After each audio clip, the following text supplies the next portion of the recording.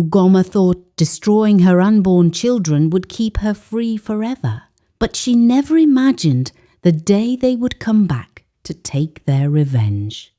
Ugomma was the woman everyone noticed. From the moment she walked through the market, heads turned.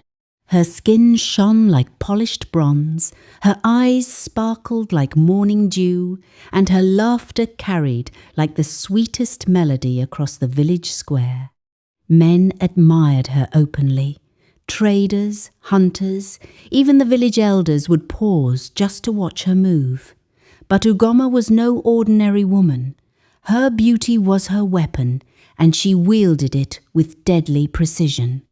While other women toiled in the fields or tended to the children, Ugomma spent her days charming men. She would wrap them around her little finger, coax gifts from them, money, jewelry, food, even favours, and leave them empty-handed and longing. The women of the village despised her. They whispered cruelly behind her back, "Shameless, husband-stealer, thief of hearts." Sometimes they threw stones at her hut. "You think beauty will feed you forever?" they cried. Ugomma only laughed. "Let them envy," she said to herself. "Men will give me all I want. Why struggle like them?" But the village women did not know the darkest secret Ugomma carried. Beauty and cunning were not her only traits. She had a terrible habit, one that would eventually become her doom. From time to time, villagers discovered tiny, lifeless bodies abandoned along the river or buried shallowly in the forest. Sometimes a fisherman would pull a small, fragile body from the water. Other times, hunters found tiny remains in the underbrush. No one could understand who was responsible for these tragedies until it was too late. Ugomma had been pregnant many times as a natural consequence of her reckless affairs, but she never let a single child live. Whenever she felt life growing inside her, she prepared a dark, bitter potion made from herbs known to end life. One sip, and the child within her would perish. Sometimes, when the herbs failed, she would travel deep into the forest to visit Papa, an old herbalist known for his powerful knowledge. Papa Ejike would always warn her, "Life is sacred, Ugomma. You play with it like a toy, but the spirits do not forgive so easily." She would toss him money. "Save your lectures," she'd say. "I know what I'm doing." For years she carried on like this, careless and proud. No one suspected her, not even the men who adored her. But the spirits do not sleep forever. One evening, as the sun bled into the horizon, Ugomma went to bathe in the river. The water was cool against her skin, and she admired her reflection in the golden light. She smiled at herself, brushing her hair back, proud and unafraid. Then the water turned icy. A shiver ran down her spine. "Mama, Mama," whispered a tiny voice. Ugomma froze. The river was empty. She looked down and saw not her own reflection, but a pale, hollow-eyed baby staring back. Its lips were blue, tears of blood streaking its cheeks. She screamed and stumbled back to her hut, bolting the door behind her. That night, sleep offered no solace. In her dreams, she stood in a dark forest, surrounded by hundreds of tiny floating bodies. Their eyes glowed with anger. "You killed us," they whispered.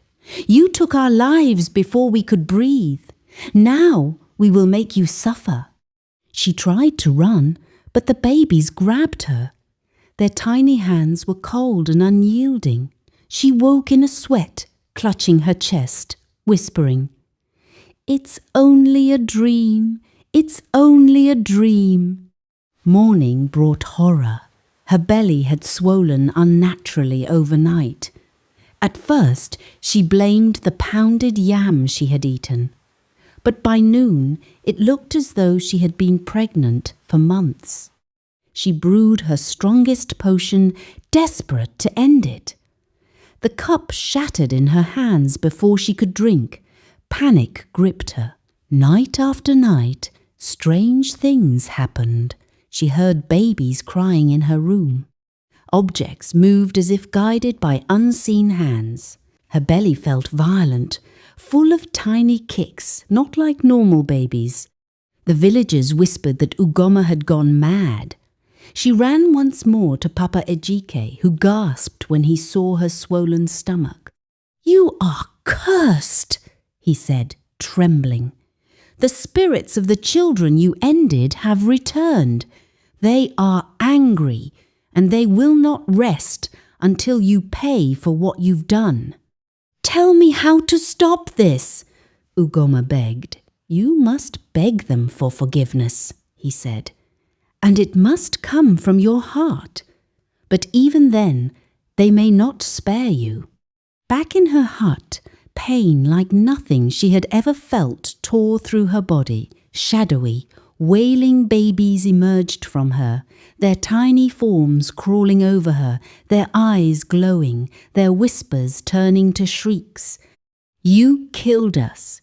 You stole our chance to live. Now we will take yours." Ugomma ran to the village square, screaming. The men who once adored her turned away in horror. The women who cursed her now wept. She sprinted toward the sacred baobab tree at the forest's edge, carrying her monstrous ghost-filled body. Papa Ejike appeared, holding a pot of milk and honey. "Beg them, be sincere," he shouted. She fell to her knees. "I'm sorry. I was selfish. I didn't know. I didn't understand." For a moment, the spirits paused. Then a tiny voice spoke. "Your heart is still cold. You regret the punishment, not the crime." The shadowy children surged forward, entering her mouth and nose like smoke. Her body stiffened, feet sinking into the earth, her arms stretched upward, fingers twisting into branches. By morning, Ugomma was no more. In her place stood a twisted tree, its bark scarred with faces of crying babies. Villagers called it the crying tree. Even today, faint cries can be heard at night. Every year, women leave toys at its base, hoping to soothe the restless spirits.